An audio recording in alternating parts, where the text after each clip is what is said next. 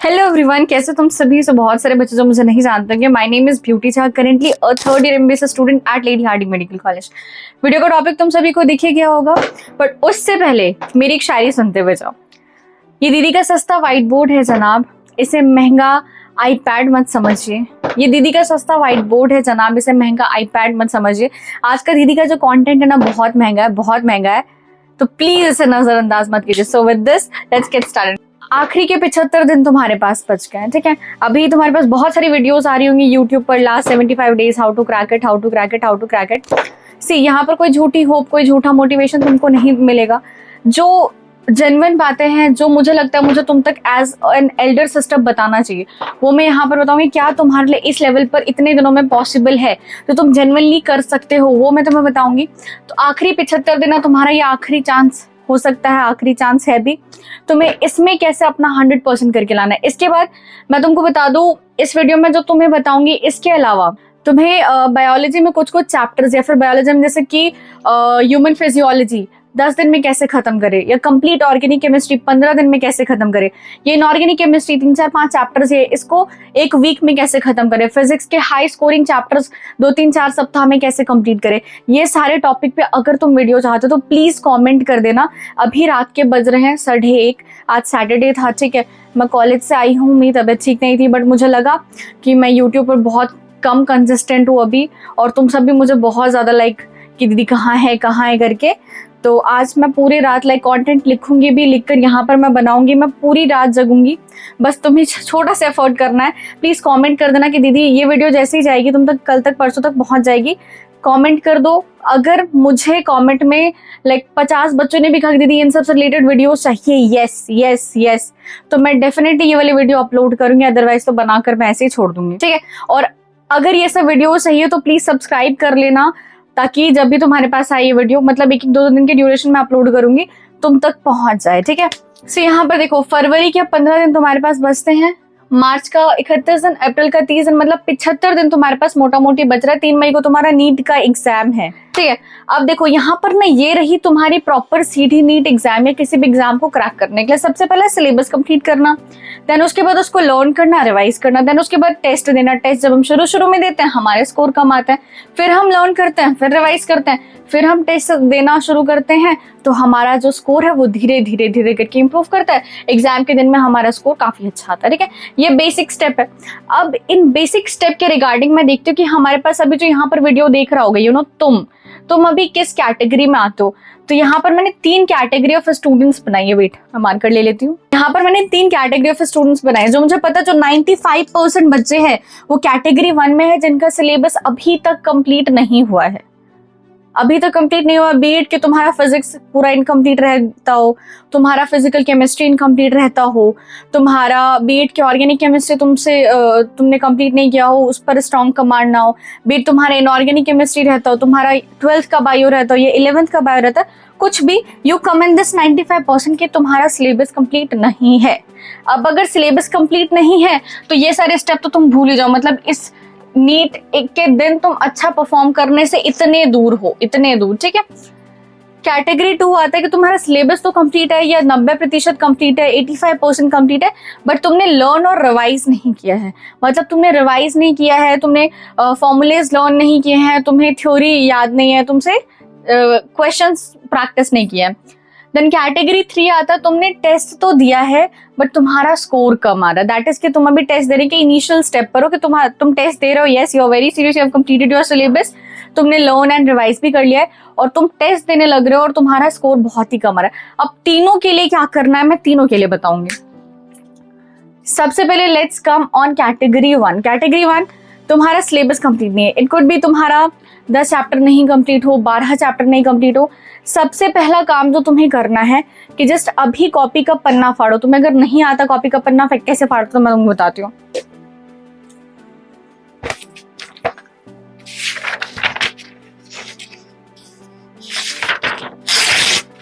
ऐसे फाड़ना है, कॉपी का पन्ना फाड़ लिया। इसके बाद तुम्हें यहाँ पर जो है स्पेसिफिकली लिखना है बायोलॉजी, केमिस्ट्री, फिजिक्स, कौन कौन से चैप्टर्स तुम्हारे इनकम्प्लीट है, ठीक है।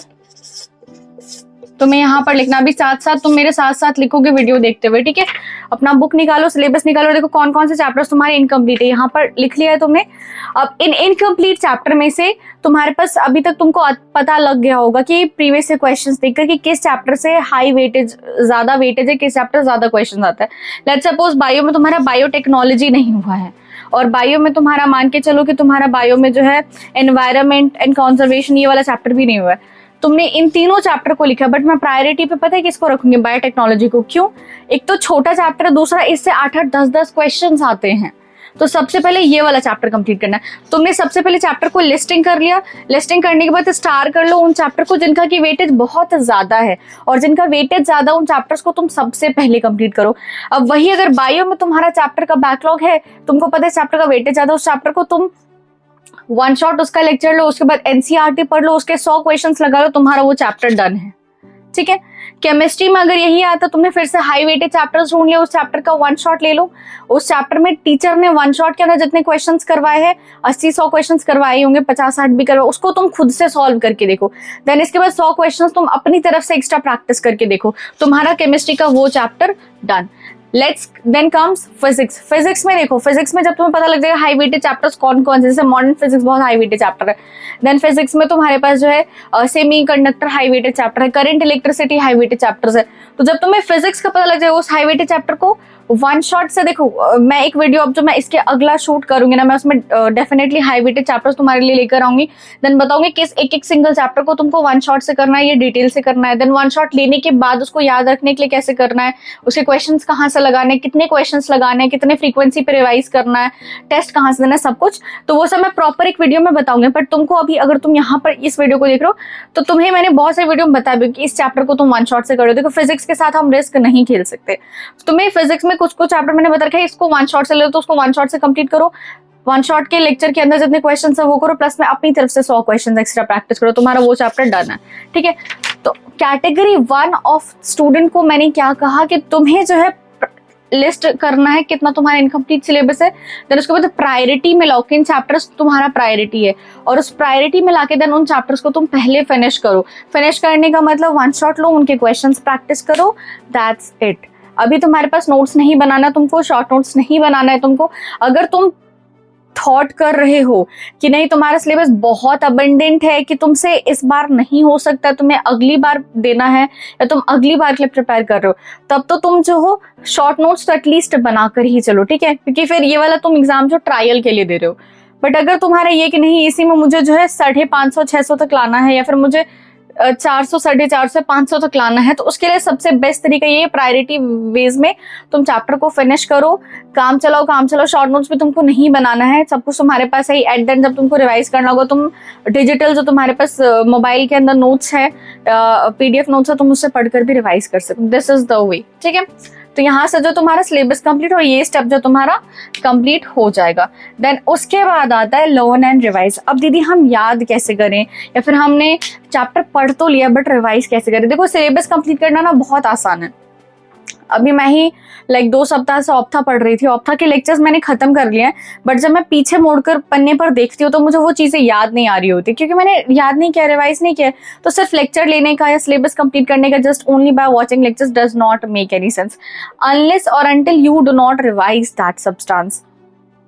तो रिवाइज करना बहुत इंपॉर्टेंट है। रिवाइज कैसे करोगे, देखो बायो में अगर तुमने कोई चैप्टर का लेक्चर देख लिया ना, तो उसको रिवाइज करने का सबसे जो तरीका है, एनसीईआरटी तुमको डायरेक्टली समझ में नहीं आएगा, ठीक है। तुम एनसीईआरटी से डायरेक्टली पढ़ोगे, मान लो तुमने किसी चैप्टर का लेक्चर 10 दिन पहले देखा है, अब तुम सीधे एनसीईआरटी पे जंप करोगे, तुमको एनसीईआरटी समझ में नहीं आएगा। It's very not so fragile. तो क्या करो, जो तुम्हारे पास PDF नोट्स है, तुम्हारे PDF नोट्स की रीडिंग मार लो, 20 मिनट 25 मिनट लगेगा, रीडिंग मार लो, जस्ट रीडिंग मारना है। देन उसके बाद कम ऑन एनसीईआरटी पढ़ लिया। अब उसके बाद जो तुरंत सीधे सीधे हाथों हाथ जो 50 से 60 क्वेश्चंस लगा लो।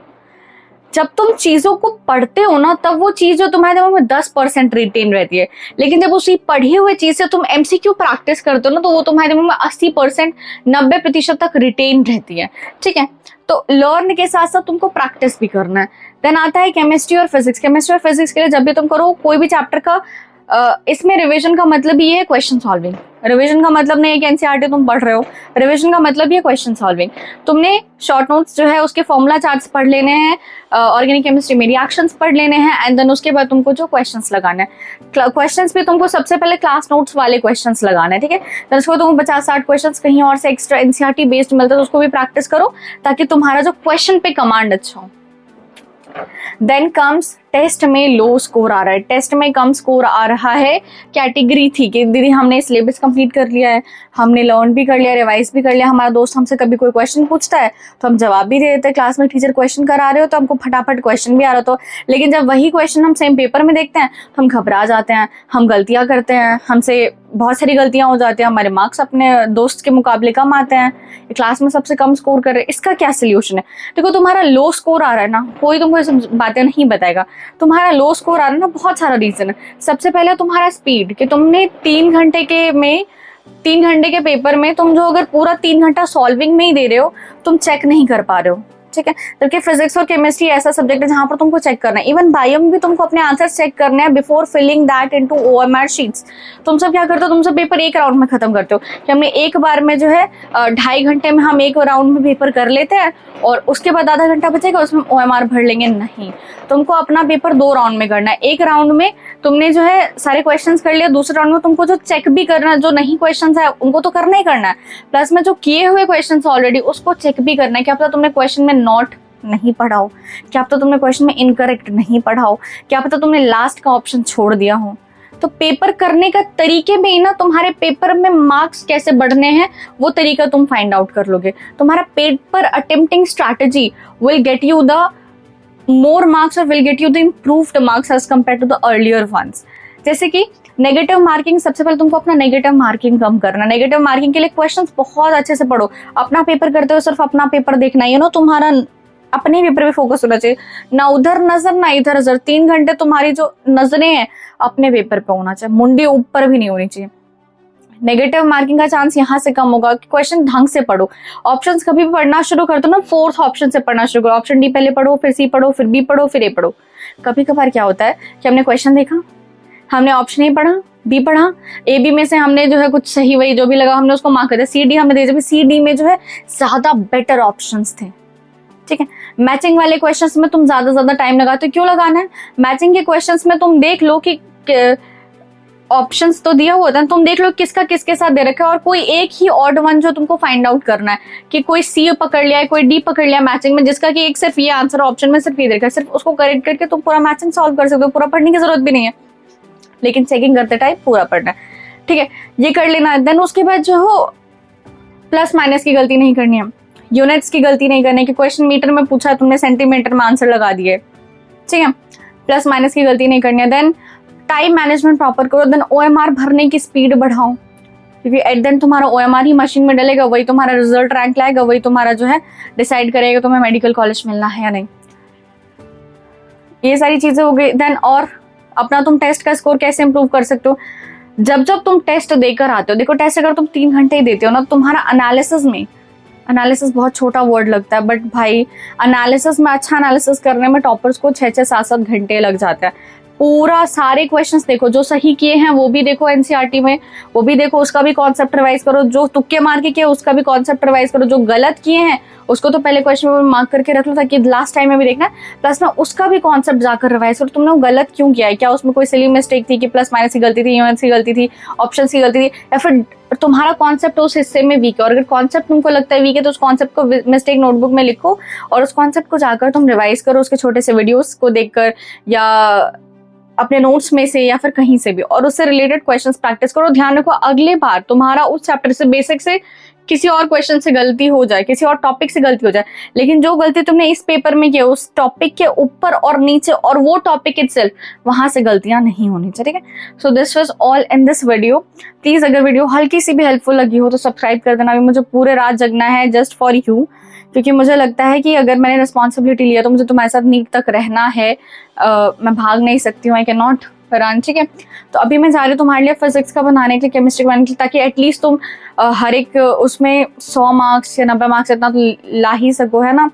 अभी तक तुमने टाइम वेस्ट किया है। मैं हमेशा शुरू से तुमको बोलती थी, हमेशा से बोलती कि भाई तुमको पढ़ना है, लेकिन नहीं, you had wasted, but still if you are relying on me, so ये मेरा कर्तव्य है कि मैं तुम्हें बेस्ट एंड द बेस्ट चीज़ प्रोवाइड करूँ। तो इसके बाद मैं जा रही हूँ, तुम तो शायद तुम भी अब जाओ पढ़ने के लिए, मैं तो जा रही हूँ अपना काम करने के लिए। अब तुम्हारे थोड़ा फाइंड आउट करती हूँ सर प्रीवियस क्वेश्चन वगैरह देख रही है। सब्सक्राइब कर लेना, प्लीज़ कर लेना, क्योंकि मैं अगर तुम्हें कुछ दे रही हूँ इन रिटर्न मैं भी थोड़ा बहुत एक्सपेक्ट करूँगी ना, you know. That for that, bye.